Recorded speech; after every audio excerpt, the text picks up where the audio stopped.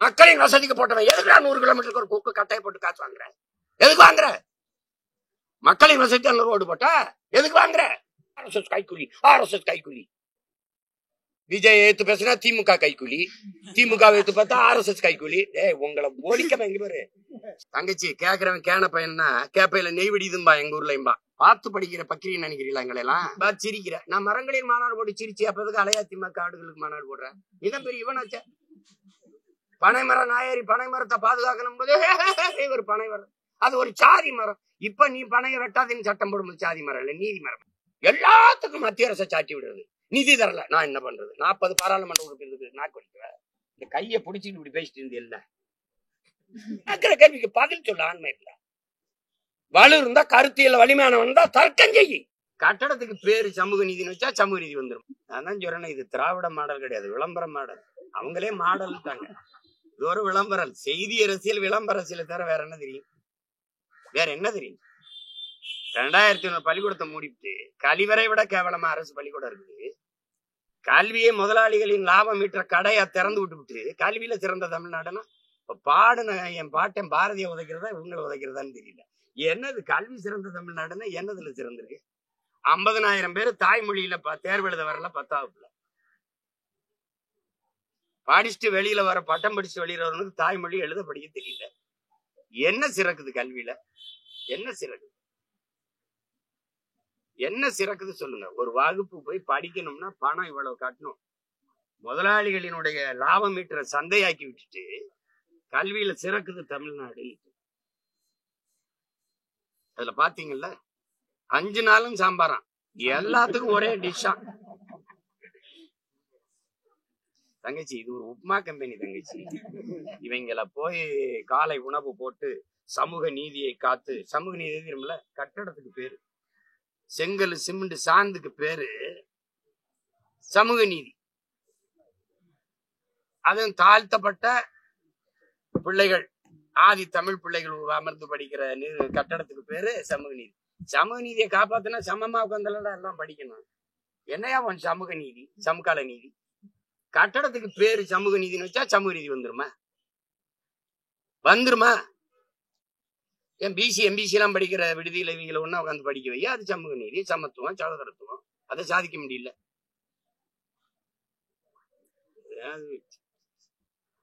காலையிலே ஏதோ கல்வியை பத்தி, கல்வியில் சிறந்த மகான்கள் வேற அறிஞர்கள் பேசும்போது நம்ம கேட்டுக்கிற வேண்டியதுதான். அப்படியா அப்படியா? அதுல ஒருத்தர் இளையராஜா படிச்சாரா, சச்சின் டெண்டுல்கர் படிச்சாரா, ரகுமான் படிச்சாரான்னு கேக்குறாங்க. அவங்களெல்லாம் அவங்க பேச்ச அவங்க நம்பிராதீங்க. நான் என்ன சொல்றேன்னே நீங்க அதுல வாங்கல. நீங்க படத்தை எடுத்துட்டா பெரிய கல்வி அறிஞர்னு நினைச்சிட்டு வந்து கருத்து சொல்லிடுற. நான் என்ன சொல்றேன்னே உனக்கு புரியுது. நீ அந்த மேடல் நின்று பேசுறதுக்கு யாரு? நீ ஒரு படத்தை இயக்கிருக்க, இயக்குனர், அவ்வளவுதான். அதுக்கு என்ன காரணம்? நீ படிச்ச கல்விய என்ன? எது காரணம்? தனித்திறன் ஆற்றலை வளர்த்துக்கிறணும். என்ன சொல்றேன்னு தெரியல, முழு பேச்சையும் கேட்கறது இல்ல.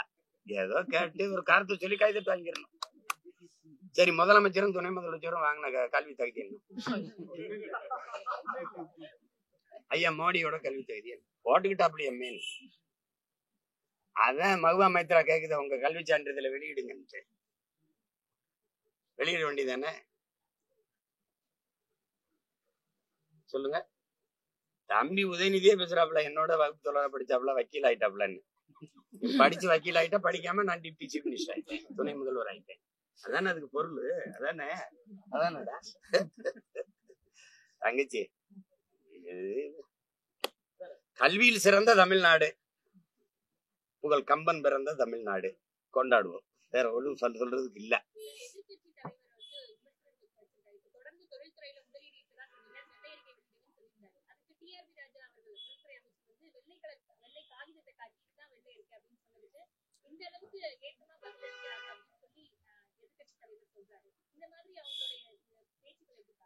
ரசிங்க தங்கச்சி, ஓரமா உட்காந்து ரசிங்க. பட்டிமன்றம் பாக்குற மாதிரி பட்டிமன்றம் பாப்பீங்கல்ல, தீபாவளி கூட போடுவாங்க பாருங்க. அதாவது இப்ப இத கேள்வியை கேட்கிறாருல ஐயா எடப்பாடி, அவர் ஆட்சியில முதலீட்டாளர் இழுத்து வந்தார்ல, அவங்க அம்மா ஆட்சியில, அம்மா ஜெயலலிதா ஆட்சியில் இழுத்து வந்தாங்கல்ல, அதெல்லாம் எங்க வெள்ளேறிக்க எத்தனை தொழிற்சாலை வந்தது? உன் தொழிற்சாலை என்ன? உன் தொழிற்சாலை என்ன? இந்த சிப்கார்டு, இந்த நோக்கியோ, இந்த ஹோண்டாய், இந்த சாம்சங், இதானே? அவன் யாரு இந்த முதலாளி? எல்லா சிப்கார்டு நீ தொழிற்சாலை நிறுவன இடத்துல என் மக்கள் 20 கிலோமீட்டருக்கு தண்ணி எடுத்து குடிக்காதுன்னு அறிக்கை வருது. அரசு தானே கொடுக்குது. குடிக்கிற தண்ணியை விஷமாக்கிட்டு எண்ணத்துக்கு இந்த ஏதாவது வெறியாகுதா இல்லையா? நிலம் நஞ்சாயிருச்சு, நீர் நஞ்சாயிருச்சு, காற்று நஞ்சாயிருச்சு. தொழிற்சாலை எதுக்கு வச்ச? அதுக்குள்ள என்ன தயாரிக்கப்படுது? தொழிற்சாலையின் உரிமையாளர் யாரு? எத்தனை பேர் வேலைக்கு போறான்? வளர்ச்சி அடைஞ்சுன்னா எதுக்கு எங்க ஆத்தாவுக்கு 500, என் தம்பிக்கு 500, எங்க அம்மா என் தங்கச்சிக்கு 500, 1000 கொடுக்குற? 1000 எது கொடுக்குற? படிக்க போகும்போது ஏன்னா 1000 ரூபாய் கூட வக்கு இல்லை. உங்க கல்வியில் சிறந்த மாநாட்டுல இன்னொரு பையன் எந்திரிச்சு 1000 ரூபாய் இன்னொரு 1000 ரூபாய் சேர்த்து கொடுங்கன்ற. இந்த அளவுக்கு தான் டெவலப் இருக்கு. என்னன்னு சொல்லுங்க. நீங்க முதலீட்டாளர்களை கொண்டு வர்றீங்க. இது எந்த மாதிரி கணக்கு? இந்த நாடு எந்த நாட்டில் முதலீடு செய்து? ஏதாவது ஐரோப்பிய நாடுகள்ல, இல்ல ஆஸ்திரேலியால, இல்ல ஆப்பிரிக்க நாடுகள்ல, அரபு நாடுகள்ல ஏதாவது நாட்டுல தொழிற்சாலை தொடங்கி இந்த நாடு வருவாய் பெருக்கிட்டு வருவ? வெளிநாட்டு முதலாளிகளை இங்க வந்து முதலீடு செய்யுங்க. ஒருத்த வர்த்தகத்துக்கு வந்தான் பிரிட்டிஷ்காரன். பல 100 ஆண்டு அடிமையா கிடந்துச்சு இந்த நாடு. அவனை அடிச்சு விரட்டுறது, போராடி விரட்டுறது விடுதலை போராட்டம். நீங்க அவனை கப்பல்ல வந்தவனை விரட்டி விட்டுட்டு வானூர்தியில் வர்றவனை வா வான்னு சோப்பு கம்பளை விரிச்சு வரவேற்கிறத விடுதலை பெற்ற நாடுன்னு சொன்னீங்கன்னா நீங்க ஏற்கிறீங்களா? எதுக்கு? அன்னைக்கு ஒருத்தவன் தான் அவனுக்கு மட்டும் அடிமையா இருந்த என் நாடு உலகில் ஒவ்வொரு நாட்டுக்கும் அடிமையா இருக்க துடிக்குது. இதை டெவலப்னு சொல்லுது, இதை வளர்ச்சின்னு சொல்லுது. எந்த முதலாளி மக்கள் சேவைக்கு வருவான்? தன் லாபத்தை வைக்க வருவானா? முதலீடு செய்ய மக்கள் சேவைக்கு வருவானா? தமிழ்நாட்டு இளைஞர், இந்திய நாட்டு இளைஞர்களுக்கு வேலை வாய்ப்பை கொடுக்கணும். படிச்சுட்டு பல கோடிக்கணக்கான, பல லட்சக்கணக்கான இளைஞன் வேலை இல்லாமல் இருக்க, அவனுக்கு வேலை கொடுக்கணும்னு அவனுக்கு என்ன வேண்டுதல்? என்ன வேண்டுதல்? இங்க நிலம் எவ்வளவு வேணாலும் எடுத்துக்க. எத்தனாயிரம் ஏக்கர், 2000 ஏக்கர், 3000 எடுத்துக்க. நிலத்தடி நீர் உறிஞ்சிக்க. தடையற்ற மின்சாரம். 1 மணி நேரம் உற்பத்தியில் மின்தடை ஏற்பட்டு இழப்பு ஏற்பட்டால், அரை மணி நேரம் ஏற்பட்டால் அதற்கான இழப்பை மத்திய மாநில அரசுகளை ஈடுகட்டும். புரிந்துணர்வு ஒப்பந்தம். நீ உற்பத்தி செய்யற பொருளை விரைந்து எடுத்துட்டு போக. 8 வழிச்சாலை, 4 வழிச்சாலை. இதுக்கு 5000 ஏக்கர்ல ஏர்போர்ட், அதுக்கு 6111 ஏக்கர்ல துறைமுகம். இதுல யார் வசதிக்கு? மக்களின் வசதிக்கா? மக்களின் வசதிக்கு போட்டவன் எதுக்கு 100 கிலோமீட்டருக்கு ஒரு கொக்கு கட்டையை போட்டு காசு வாங்குற? எதுக்கு வாங்குற? மக்களின் வசதி ரோடு போட்டா எதுக்கு வாங்குற? இப்ப நான் வந்தேன்ல போர்டு, இந்த ஒரு கார்ல வந்தல இந்த போர்டு, இதுக்கு 5 லட்சம் ரூபாய் ரோடு டாக்ஸ் கட்டிருக்கேன். எந்த ரோட்ல ஓட்ட கட்டி வாங்கினேன்?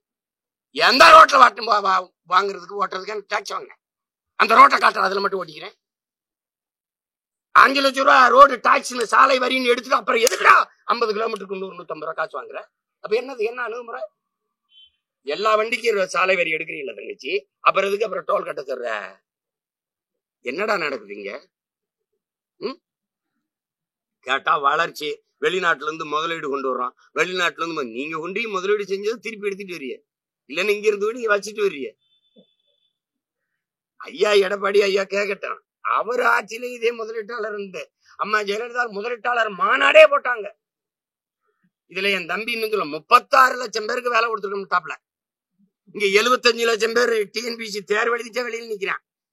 15 லட்சத்தி 3937 இடம் தான் வாய்ப்பு. அதுல 15,52,000 பேர் தேர்வு எழுதியிருக்கான். இவர் தான் 36 லட்சம் பேருக்கு வேலை கொடுத்த மகான். தங்கச்சி கேக்குறவன் கேன பையன்னா கேப்பையில நெய் விடிதும்பா எங்க ஊர்லயும்பா. இங்க கேக்குறவன் கேன பையன் இல்ல, சொல்றவன் தான் கவனமா இருக்கணும். யார்கிட்ட சொல்றோம்னு பார்த்து பேசணும். சும்மா எதையாவது பேசிட்டு இருக்கிறதுக்கு நாங்க பார்த்து படிக்கிற பக்கிரின்னு நினைக்கிறீங்களா? எங்களை எல்லாம் உலக அரசியல உள்ளங்கையில் வச்சுட்டு தர்ற பசங்க நாங்க.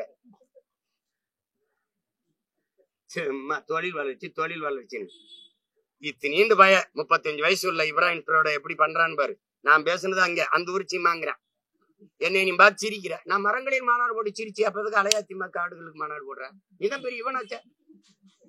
பனைமரம் நாயரி பனைமரத்தை பாதுகாக்கணும் போது ஒரு பனைமரம், அது ஒரு சாதி மரம். இப்ப நீ பனையை வெட்டாதுன்னு சட்டம் போடும்போது சாதி மரம் இல்ல, நீதி மரம் ஆயிருதா? சமூக நீதி மரம் ஆயிருதா? மரங்களை நட்டா, நான் மரக்கன்றுகளுக்கு நட்டா அதுக்கு மதிப்பெண் கொடுக்கும்போது சிரிச்சா. இப்ப நீயே ரகசியமா மரக்கன்று நட்டு படத்தை மட்டும் அனுப்புங்க, நாங்க மார்க் போடுறோம். அது சீமான் சொன்னா சிரிக்கிறது இல்ல, சினிமாக்காரன் சொன்னா ரசிக்கிறது. டேய், உங்களை எல்லாம் முச்சந்தில வச்சு வெளுக்கிற காலம் வருதா இல்லையான்னு பாருங்க. ஆளுகளை பாருங்க. சும்மா கல்வி மாநாடு அரங்கத்துக்குள்ள நடக்குது. எத்தனை பெரிய கல்வியாளர்களை கூப்பிட்டு, எவ்வளவு பெரிய தாளாளர்கள், வேந்தர்கள், துணை வேந்தர்கள், அவர்களையெல்லாம் கூப்பிட்டு உட்கார வச்ச கல்வியில் சிறந்த மாநாடுன்னு போட்டு புகழ்ந்து தள்ளிட்டாப்ல. உலகம் பூரா பாக்குறீங்க, நம்ம கல்வியில சிறந்து விளங்குது ஒரு கைய.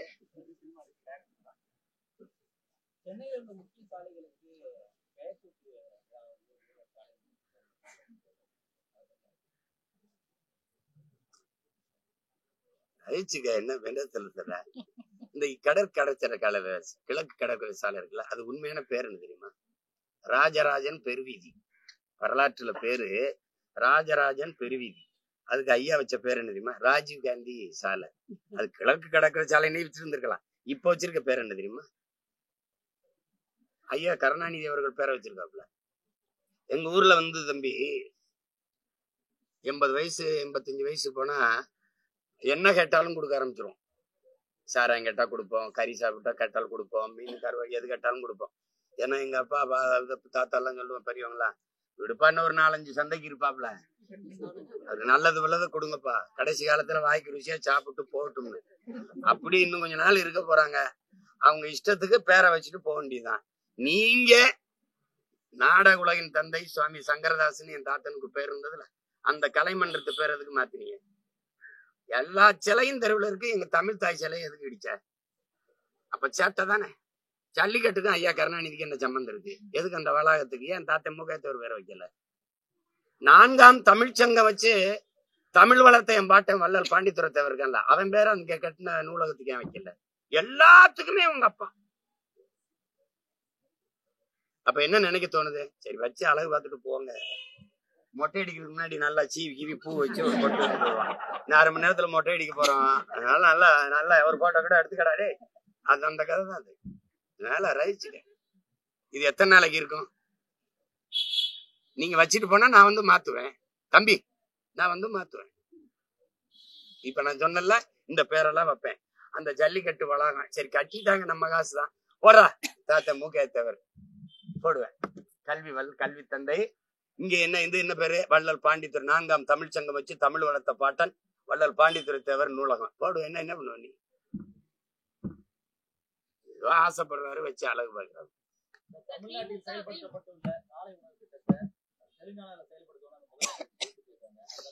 அவரை நினைச்சு நான் வருந்துறேன். நாங்க தான் சோத்துக்கு செத்த பயமக்களா இருக்காங்க, அவங்களையாவது தன்மானத்தோட வாழ விடணும். காலை உணவு உப்புமா தானே.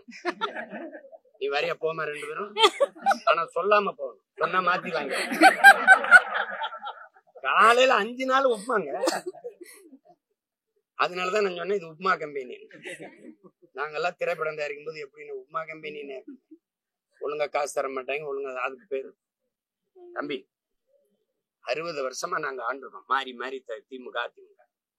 மதிய உணவு என் தாத்தன் போடும்போது அன்னைக்கு விடுதலை பெற்ற காலத்துல இவ்வளவு வருவாய் பெருக்கல்ல, கல்வி போய் சேரல, பிள்ளைகளை படிக்க வைக்க என்னன்னா அவனுக்கு வரல. அவனுக்கு ஆடு மாடு மேய்க்க போனாதான் சாப்பாடு, படிக்கணும்னா என்ன பண்றது, ஒருவேளை சாப்பிடணும்னு நாங்க ஆடு மாடு மேய்க்க போகலைன்னா எப்படி சாப்பிடுறதுன்னு கேட்டான். சரி சாப்பாடு போட்டா வருவானா? சரி நோட்டு புத்தகம் வாங்கல, நோட்டு புத்தகம் தாரேன், சீருடையில போட்டுக்கிற துணிமணியில சீருடையும் தாரேன் அப்படின்னு சொல்லி அவன் படிக்க வச்சான்னா அன்னைக்கு தேவை இருந்தது. 60 அவனுக்கு பின்னாடி இவ்வளவு காலம் ஆண்டு விட்டு காலை உணவு சாப்பிட்டுட்டு வர முடியலடா என் மகனும் பள்ளிக்கூடத்துக்கு. அப்ப எவ்வளவு வறுமையில என் ஆத்தால பண்ணி வச்சிருக்க? காலை ஒரு உணவு சாப்பிட்டுட்டு வீட்டுல இருந்து வர முடியல, இங்க வந்துதான் சோறு போடுறேன்னு பெருமையா பேசுறேன்.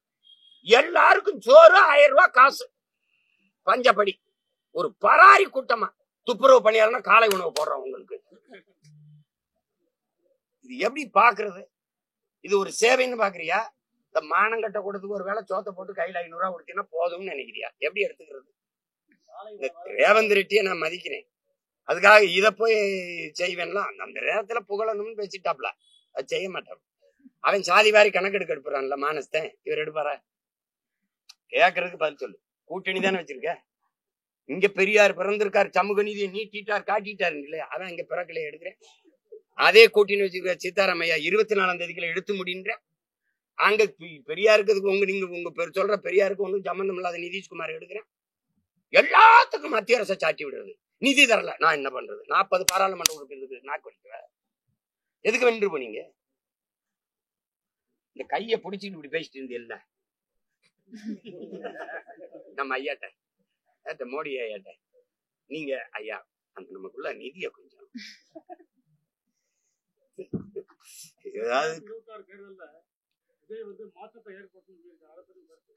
அவரு சொல்லவே இல்லையே. நீங்க அவருக்கு பதிலா நீங்க பேசுறீங்க. மாற்றத்தை எதுல மாற்றத்தை? அதே இங்க பாருங்க, அவர் என்ன செஞ்சிருக்காரு பாருங்க. திமுக 2 இட்லி எடுத்துட்டாப்ல, திமுக 2 இட்லி எடுத்துட்டாப்ல, அதிமுக 2 தோசை எடுத்துட்டாப்ல, எல்லா 2ஐயும் பிச்சு போட்டு ஒரு உப்புமா கிண்டிட்டாப்ல. இங்க அண்ணா வச்சுக்கிட்டாப்ல, எம்ஜிஆர் வச்சுக்கிட்டாப்ல. இதுல என்ன மாற்றம் வருது? இது ஒரு சனியே, இது ஒரு சனியே, 2 சனியும் சேர்த்து ஒரு சட்டையை தச்சுட்டாப்ல. சனிக்கிழமை கிளம்பிட்டாப்ல. ஏன்னா நீங்க என்ன இதுல மாற்றம்ங்கிற சொல்லையே அவர் சொல்லலையே. நீங்களா மாற்றம் மாற்றம் மாற்றம் எதில் இருந்து மாற்றம்? எப்படிப்பட்ட மாற்றம்? எந்தெந்த இடத்துல எந்தெந்த நிர்வாகத்துல எப்படி மாற்றம்? கல்வி இப்படி இருக்கு, இப்படி மாத்துறேன். மருத்துவம் இப்படி இருக்கு, இப்படி மாத்துறேன். அப்படி ஏதாவது ஒண்ணு சொல்லுங்க. மாற்றம்னா என்ன? அது அவர் சொல்லவே இல்லை. நாங்க மாற்றம் கட்டுறோம்ல, அவரே சொல்லிட்டாரு. அதெல்லாம் நாங்க பேச மாட்டோம், நாங்க ஸ்ட்ரைட்டா பாயிண்ட்டுக்கு வந்துருவோம். இதுவரை ஒரு பாயிண்ட்டுக்கும் இல்ல, 2 பாயிண்ட்டுக்கு பேசுறாப்புல. நாளைக்கு கரூர் பேசி நாமக்கல் 2 பாயிண்ட். அதான் அவருடைய பாயிண்ட்னா என்ன? நாங்க சாத்தியம் இல்லாதத பேச மாட்டோம் அப்படின்னு. சாத்தியத்தை தான் பேசுவோம். எது சாத்தியம்?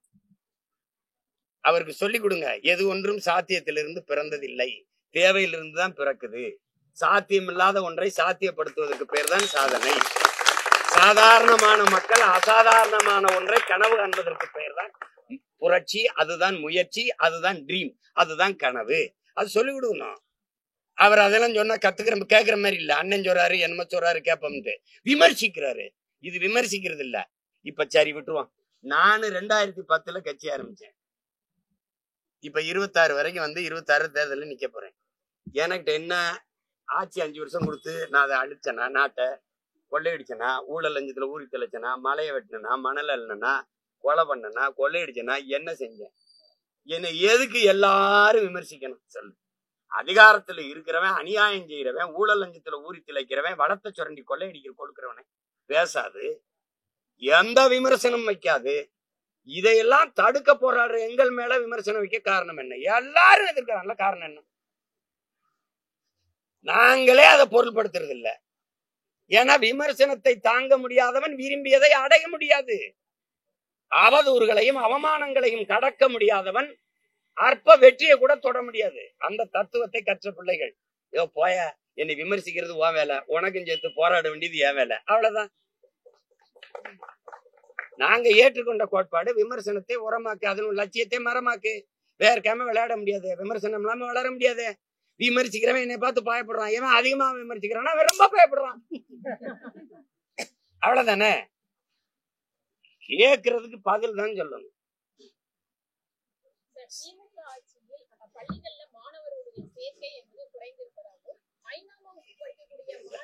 பாருங்க, நீங்க தான் கேட்டீங்க கல்வியில சிறந்த மாநாடு போட்டாங்க.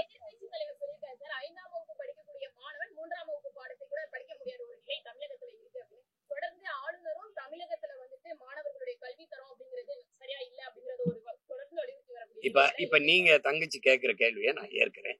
எதிர்கட்சி தலைவர் சொல்றாருன்றீங்க. எதிர்கட்சி தலைவர் ஆட்சியில எப்படி இருந்தது? இதே குறைய இவங்க சொல்லிட்டு இருந்தாங்க. எதிர்கட்சி தலைவர் ஆட்சியில புதுசா இல்ல, அவர் 4.5 ஆண்டு ஆண்டிருக்காரு. அவர் ஆட்சியில இதே முறைதான் இருந்தது. சொல்லணுங்கிறதுக்காக சொல்லக்கூடாது. கல்வியில் சிறந்த தமிழ்நாடுன்னு மாநாடு போட்டிருக்காங்கன்னு கேட்டீங்கல்ல, இப்ப அவங்கள பார்த்து கேள்வி. 5ஆம் படிக்கிறவன் 3ஆம் பாடத்துல படிக்க தெரியலையே. பட்டப்படிப்பு படிச்சுட்டு வந்துருங்க, தமிழை பிழையின்றி எழுத தெரியலையே. சரி, ஆங்கிலமாவது பேசுறானா? அது அறவே தெரியலையே.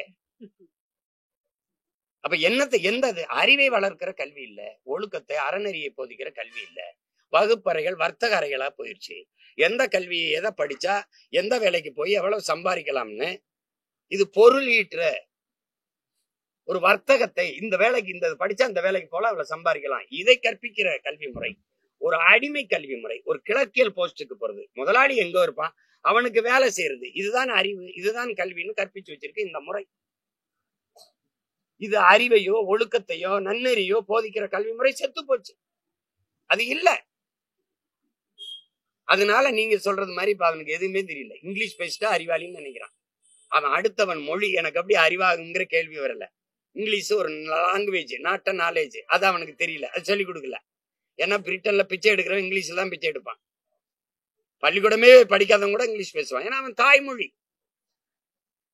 அதானே. அடுத்தவன் மொழி எனக்கு அறிவுன்னு கற்பிச்சவன் எந்த முட்டா பையன்? அவன் மொழி எப்படா எனக்கு அறிவாகும்? அது ஒரு மொழி, அது தேவைன்னா எப்ப கற்றுக்கலாம், பயன்படுத்திக்கலாம். அதனால நீங்களே கேள்வி கேட்டு நீங்களே பதில் சொல்லிட்டீங்க. கல்வியில் சிறந்த தமிழ்நாடு எப்படி இருக்குன்னு அதை கேட்கறது இப்ப நாங்க கேட்கலாம். எதிர்கட்சி தலைவர் கேட்கறா உங்க ஆட்சியில் எப்படி இருந்துச்சு? இதேதான் இருந்தது. நீங்க ஆட்சியில் இருக்கும்போது இவங்க பேசுனாங்க, இப்ப இவங்க ஆட்சியில் இருக்கும்போது நீங்க பேசுறீங்க. அததான் பட்டிமன்றம்னு.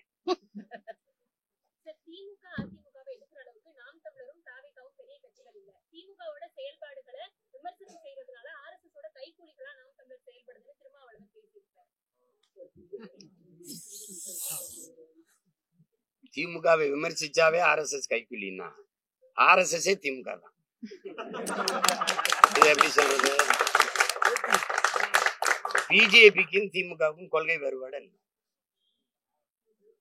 நான் தான் ஓடி ஓடி போய் ஐயா மோடி போய் பார்த்து 3 முறை நிதி ஆயோக்கு வர முடியாது. ஈடி இந்த ஓடி வாரேன் மோடி அப்படின்னு போனது நானா வர. பக்கத்துல ஐயா சந்திரபாபு நாயுடு வச்சுக்கிட்டு அப்படி இப்படி கையை பிடிச்சி பேசிட்டு இருந்தது யாரு? தங்கச்சி நான் கேக்குறதுக்கு பதில் சொல்றேன். ஐயா இலகணேசன் இறந்துட்டாரு. அவர் யாரு? பிஜேபியில RSS உறுப்பினர், மூத்த உறுப்பினர், பிஜேபியில ஒரு பெரிய தலைவர். அவரு நாடாளுமன்ற உறுப்பினரா தேர்வு செய்யப்பட்ட மாநிலங்கள உறுப்பினரா, நாகாலாந்துக்கு ஆளுநரா இருந்தவர். அவர் இறந்துட்டார். இறந்தா அவர் எந்த கட்சி? பாரதிய ஜனதா. அதுக்கு மாலை வச்சு வணக்கம் செலுத்தணும். இங்கே இந்த மாநிலத்தில் ஒரு தலைவர் இருக்காரா இல்லையா, மாமா நயனார் நாகேந்திரன், அவர்கிட்ட கொடுத்து மோடி என்ன சொல்லியிருக்கணும்? ஐயா மோடி பிரதமர், என் சார்பான வணக்கத்தை மலர்வழி வச்சு நீங்க செஞ்சிருங்க. அது அவருக்கு. இல்ல ஆளுநர் RN ரவி அவங்க ஆளு வச்சிரு. இல்ல தம்பி எல் முருகன், இந்த முருகா வணக்கத்தை வச்சிரு. இல்ல அம்மா நிர்மலா சீதாராமன் அவங்க வரலைன்னா ஐயா மூப்பனாருக்கான வணக்க நிகழ்வு 3 நாள் கழிச்சு வந்தாங்க. அப்ப அன்னைக்கு போய் அம்மா நீங்க போய் உங்க ஊரு நீங்க போய் மரியாதை வச்சுட்டு வந்துருங்க, வச்சிருக்கலாம். இல்ல எதிர்கட்சி தலைவர் அவங்க கூட்டணி வச்சிருக்க தலைவர் ஐயா எடப்பாடிட்ட கொடுத்து இந்த மலர் வளையத்தை வச்சு வணக்கத்தை செலுத்துங்கன்னு சொல்லலாம். என் சார்பான வணக்கத்தை இத்தனை வாய்ப்பு இருக்கும்போது நீங்க செலுத்துங்க என்று ஐயா ஸ்டாலின் கொடுத்து செலுத்த சொன்னா யாரு RSS கைக்கூலி? யாரு? இங்க பாருங்க, ஆபரேஷன் சிந்தூர் 1000 கேள்வி கேட்டேன், நான் யார்ட்டையும் பதில் இல்லை. தீவிரவாதி உள்ள நுழையும் போது 200 கிலோமீட்டர் உள்ள வந்து என்ன எங்க பாருங்க தங்கச்சி, விண்ணூர்தியில பயணிக்கும் போது சாதாரணமா விமானம் ஏறி போகும்போது முன்னாடி திரும்ப இப்படி திரும்ப ஆதார காட்டு அதை நீட்டுன்னு சொல்லி சோதிக்கிறேன். நீ ஒரு பயங்கரவாதி ஆயுதத்தோட பார்டருக்குள்ள நுழையும் போது என்ன பண்ணிட்டு இருந்த? அவன்கிட்ட ஆதார் கேட்காம என்ன பண்ண? அவனை சோதிக்காம என்ன பண்ண? வந்து சுட்டு விளையாடி அவன் காணொலி எடுத்து பேசி போற வரைக்கும் என்ன பண்ண? ஒரு சுற்றுலா தலம் பகல்காம 30,000 பேர் கூடி கலைறாங்க. அவன் வந்து போயிருக்கான். அங்க காவல்துறை இல்லை, துணை அங்க ராணுவம் இல்லை. ஏன் இல்ல? தப்புன்னு சத்தம் கேட்டவன ஏன் வரல? சுட்டுட்டு பண்ண அப்படியே சுத்தி வளைச்சு ரவுண்ட் பண்ணி அவனை தப்பிக்க விடாம ஏன் தாக்கி அடிக்கல? எப்படி தப்பிக்க விட்ட? 10 நாள் கழிச்சு ஆபரேஷன் சிந்தூர்னு போறது கொடுக்குற. யாரு மேல? மக்கள் மேல. சிந்து நதியை உள்ள விட மாட்டேங்கிற. சிந்து நதி ஒண்ணுதான், இந்தியாவுக்குன்னு வருதா? சண்டை போட்டா எல்லாம் போட்டு இந்த மக்கள் மீது தாக்குதல் நடத்தினதுக்கு முதல்ல அதை பாராட்டி பேரணி நடத்தின மகான் யாரு? பாரதிய ஜனதா ஆளுகிற மாநிலங்களின் முதலமைச்சர் கூட போகல. கொடிய புடிச்சுக்கிட்டு எல்லா கட்சியும் கூட்டிக்கிட்டு இந்த வீதியில நடந்து போன பெருமகன் யார்? உங்க RSS கைக்கூலி தான். அதுக்கப்புறம் தான் டெல்லி முதல்வரே போனாங்க. ரஷ்யால போய் இந்த நாட்டின் தூதுவரா போய் ஆபரேஷன் சிந்தூர் எங்க நாட்டை பாதுகாக்க இதை விட வழி இல்லை என்று பேசின பெருமகள் யார்? அம்மையார் கனிமொழி. வாய்க்கு வரதெல்லாம் பேச கூடாது. ஒன்னு எழுத்து பேசுனா எந்த கருத்துல எழுத்து பேசணுமா பதில் தான் சொல்லணும். RSS கைக்கூலி. விஜய் எழுத்து பேசுனா திமுக கைக்கூலி, திமுக எழுத்து பார்த்தா RSS கைக்கூலி. உங்களை ஓடிக்காம எங்க பாரு சேட்டை தானே இதெல்லாம். கேட்கிற கேள்விக்கு பதில் சொல்ல ஆண்மை இல்ல. வலு இருந்தா, கருத்தியல் வலிமையானவன் தான் தர்க்கம் செய்யி.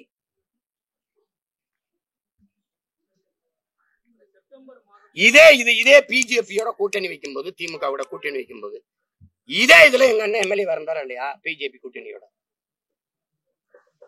அப்புறம் தங்கச்சி பிஜேபி RSS தாய் கழகம் ஜனசங்கோட கூட்டணி வச்சவங்க இந்த திராவிட முன்னேற்ற இவங்க எங்கள பேசுவாங்க கைக்கூலி குய்க்கூலி பொய்கொலி பயில வேலை அவனா ஒன்று தர்க்கம் இது RSS கைக்கூலி, இங்க சங் பரிவார கும்பல், சனாதன சங்கிகள், RSS கைக்கூலிகள். இதை விட்டா வேற ஏதாவது பேசுங்கப்பா, வேற ஏதாவது பேசுங்க.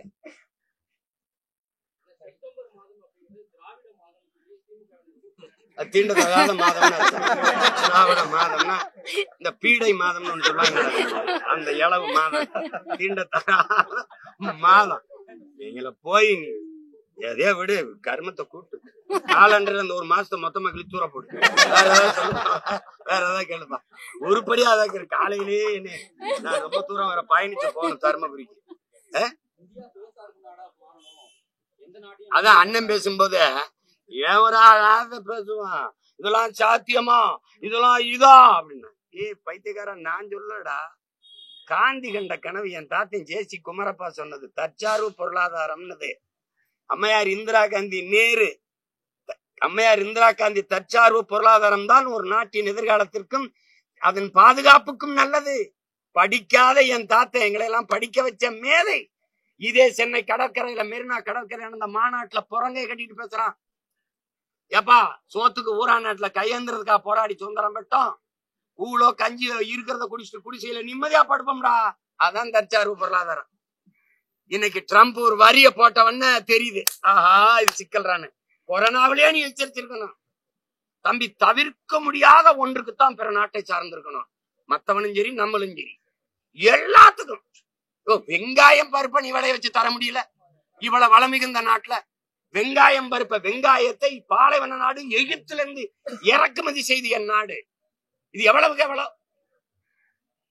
போர் விமானமா ரபேலா பிரான்ஸ்ல வாங்கு, துப்பாக்கியா ரஷ்யால வாங்கு, பீரங்கியா இஸ்ரேல்ல வாங்கு. எந்த நாட்டோட சண்டை விட்டு என்னை காப்பாத்துவ? எந்த நாட்டுல? கேவலம். இப்பதான் வருது மெதுவா சுயசார்பு, தற்சார்பு, மக்களுக்கு இருக்கிற சவால்.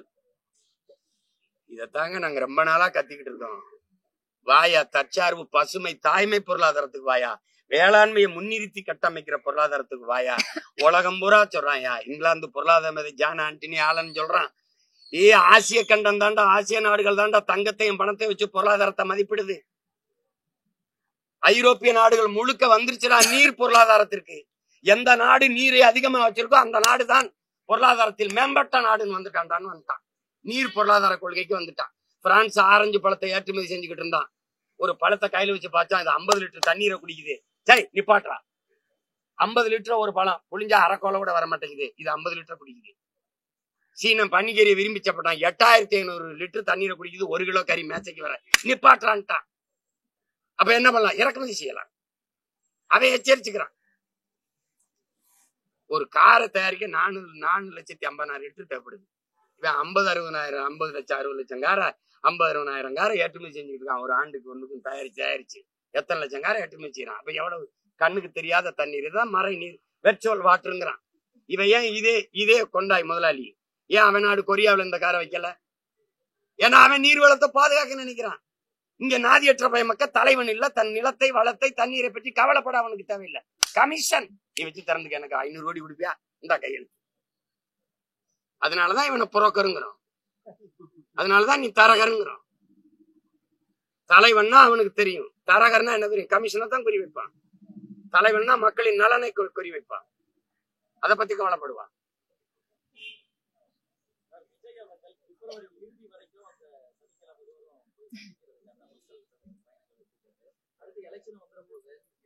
அது ஒண்ணு இல்ல, என் தம்பிய வாழ்த்துறேன்.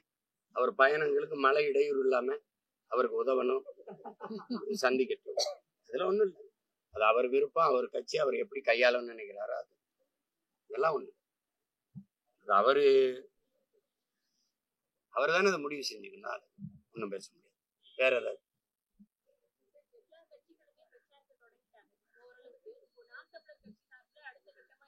என் தங்கச்சிட்ட கேட்கிறேன், பரப்புரை சரி பிரச்சாரங்கிறிய, நான் பரப்புரைங்கிறேன், என்ன பரப்புரை செய்யறாங்க? சொன்னார்களே செஞ்சார்களா? சொன்னார்களே செஞ்சார்களா? செய்வீர்களா? இப்ப எங்க ஊர்ல தண்டல்காரன் ராஜாதி ராஜ ராஜ மார்க்கண்ட வருகிறார் அப்படின்னு இப்ப வந்து இந்த இங்கே இந்த இடத்தில் தொடர் வண்டி விடுகிறீர்களை விட்டார்களா? அங்கே வந்து அதை செய்தனர்களை செஞ்சார்களா? கோர்ட்ல தங்கச்சி இது பரப்புரைன்னு நினைக்கிறீங்க? இதெல்லாம் ஒரு பரப்புரைன்னு நினைக்கிறீங்க? மக்களின் வழியை மனதிலிருந்து ஒருத்தர் மொழியில எடுத்து பேச முடியல அப்படின்னா என்ன? ஒரு வீட்டு பாடம்னு ஒண்ணு இல்லையா? ஐயா ஸ்டாலின் எவ்வளவு காலமா அரசியல் இருக்காங்க, துணை முதல்வரா இருந்திருக்காங்க, முதல்வராயிட்டாங்க. நிறைய பேர் அவருக்கு தரவுகள் எடுத்து கொடுக்க ஆள் இருக்கு, கூட உதவியாளர். ஐயா எடப்பாடி பழனிசாமி ஒன்றிய செயலாளர் இருந்து, மாவட்ட செயலாளர் இருந்து, பொதுப்பணித்துறை அமைச்சரா இருந்து, முதல்வரா வந்து இன்னைக்கு எதிர்கட்சி தலைவர் கூடவே ஆள் இருக்கு. இப்ப எந்த ஊருக்கு போறோம்? கரூருக்கா? கரூர்ல என்ன பிரச்சனை இருக்கு, என்னென்ன தொகுதியில என்னென்ன பிரச்சனை கொடுங்க. அந்த தரவுகளை ஒரு 4 நிமிஷம் 5 நிமிஷம் தான் பேசுறீங்க. அதை நினைவுல வச்சு பேச முடியலன்னா உங்களுக்கும் மக்களுக்கும் எவ்வளவு தூரம் இருக்கு? இப்ப இவ்வளவு காலம் அதிகாரத்தில் இருக்கும்போது எந்தெந்த இடத்துல என்னென்ன இடத்துல மக்களுக்கு என்னென்ன பிரச்சனை இருக்கும் கூட தெரியாம நீங்க எங்களை ஆட்சி செஞ்சுக்கிட்டு இருந்திருக்கீங்க. என்ன தங்கச்சி பரிச்சயவாத மனத்துல வச்சு எழுதணும், பார்த்துதான் எழுதுவேன் அடம் பிடிச்சிட்டு இருந்தா ரொம்ப கஷ்டம். அவ்வளவு மக்கு மாணவர்களுக்கு இங்க மதிப்பெண் கிடையாது. பார்த்து படிக்கும் போதே அது மண்ணரிப்பா மீனரிப்பா, அது நீடாமங்கலமா பீடாமங்கலமா, ரொம்ப கஷ்டம். நான் உண்மையிலே வெக்கப்படுறேன். ஒண்ணு என் முன்னோர்கள் காலத்துல பிறந்து செத்து இருக்கணும், இல்லைன்னா காக்க குருவி நாய் நிறையா வந்தாலும் 4 வீட்டு நக்கியாவது செத்து இருந்திருக்கலாம். மானங்கட்ட இந்த இனக்கூட்டத்துல பிறந்ததுக்கு வெக்கப்படுறேன். அதுல இந்த பாருங்க, இவங்க எல்லாம் பார்த்த வேலைதான். எதுக்கு இந்த இனத்துக்கு ஒரு விடுதலை, ஒரு நாடு? எப்படியோ பிச்சு எடுத்து சேர்த்துட்டு போங்கடான்னு போயிருந்திருக்கலாம். உசி பேத்தி ரணகலமாய் கைப்புள்ள கதையா நாங்க அடி வாங்கி தருவோம். வாங்கிருக்கோம். வேற என்னடா? வேற ஏதாவது கேள்வி?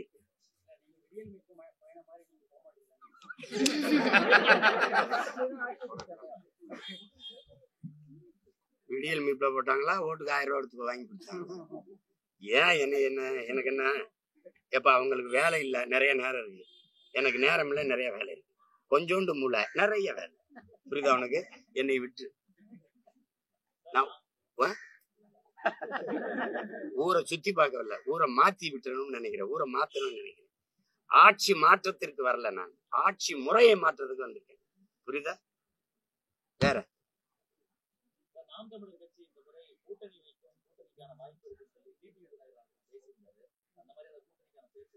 இரு நீ என் தம்பி மட்டும் பிப்ரவரி வரைக்கும் போறாரு, நானும் பிப்ரவரி 7 வரைக்கும் மாநாடு வரைக்கும் என்னை விடு.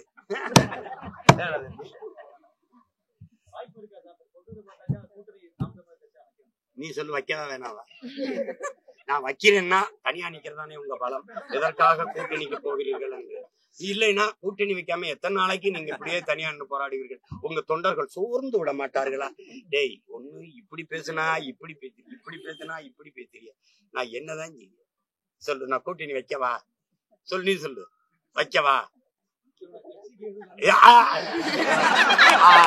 ஆனார் உங்களுக்கு தெரியாத ஒரு செக்ஷன் இல்லையா? நீங்க ஏதோ அதுல பார்த்து அத சரியோ அதை பண்ணி விடுங்க. அதான் சாலி வரும். அதானே?